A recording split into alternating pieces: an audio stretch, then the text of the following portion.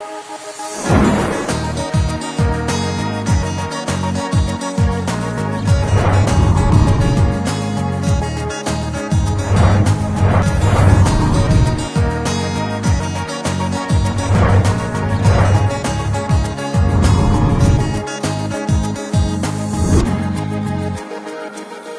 Rhett Bayless here with your merchantdoctor.net processing point. Welcome back. Well, if you're watching this, there is a very good chance that your business accepts credit cards. There's also a very good chance that at the end of every month, you are sick and tired of the cost, the rates, the fees of accepting credit cards and asking yourself, why can't I just pass this cost directly on to my customer? Well, now you can. The 7-year battle between the merchant associations, Visa, MasterCard, and the major banks is finally over to the tune of a $7.25 billion settlement. This settlement includes a little over $6 billion in lump sum cash payment direct back to merchants, along with a temporary reduction in interchange fees, as well as the capability for merchants to charge a convenience fee directly onto their customers for using credit cards. So is this a good idea? How's it going to affect your business? And what are the long-term effects going to be? Let's find out. So is being able to charge a convenience fee to your credit card toting consumers a good idea for your business? Well, that's a difficult question to answer because there's a couple sides to the story. First off, from the consumer's perspective, if you look at recent surveys of consumers across the country, they are absolutely outraged at the idea that they could be charged for using their credit card to purchase goods and services at your business. Meanwhile, as a business owner, you have a relatively high fixed cost of doing business in your credit card processing that you have to be able to manage at the end of every month. So how do you take advantage of this new ruling without alienating your loyal customer base and at the same time not having to raise prices on all of your customers to help offset the cost of your credit card toting customers?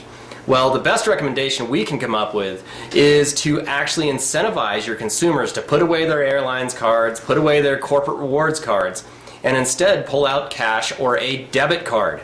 Now, we all know from the Durbin Amendment that debit cards are much, much less expensive to process. So you're incentivizing your customers by offering them a discount to use a less expensive form of payment.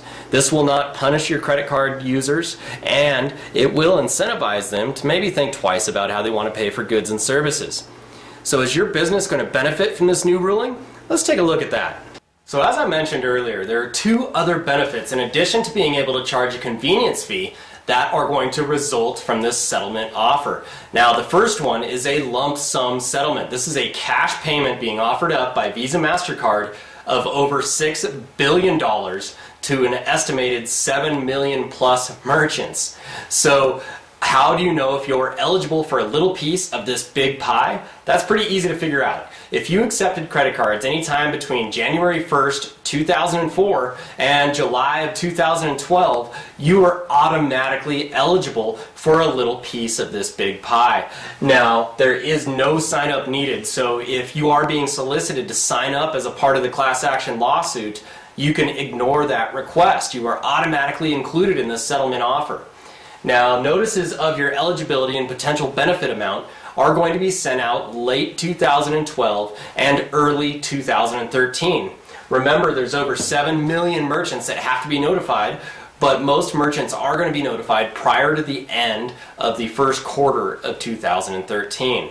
Now, the second benefit that you could be eligible for is to receive some discounts on your credit card processing as a result of the temporary rate reduction in interchange. So is your business going to benefit from this? Most likely not. And that is an unfortunate statistic. Over 80% of the businesses doing business in the United States right now will not see a reduction in their rates as a result of this settlement offer. And that is because they are being billed on a tiered or bill back method. Now, the only way to benefit from this is to make sure that you are set up on interchange plus pricing. That's simply a cost plus pricing structure that we've spoken about a lot in the past. So when the cost on interchange goes down, your cost of doing business goes down. Whereas if you're on a tiered or bill back method, the only person that is going to profit from this temporary reduction in interchange rates is going to be your credit card processor. So this is how you know if you're eligible for the other two benefits of this settlement offer. Now let's take a look at what the long-term effects could be. So without a crystal ball, it's absolutely impossible to tell exactly what the long-term results of this settlement are going to be. If you look at the statements from the legal teams that were in charge of this lawsuit for the last 7 years, they claim that this settlement is going to put the gears in motion to create a more competitive marketplace and drive down the cost of interchange. Personally, we do not see those actions being taken by this settlement offer and don't see how it is going to drive down the long-term cost of interchange. And neither does Walmart, who is one of the largest proponents of this lawsuit over the last 7 years. As a matter of fact, immediately when the settlement was offered, Walmart publicly stepped out and denounced the settlement, claiming that it does not meet their long-term goals. So will you see an overall reduction in the cost of your credit card processing as a result of this settlement?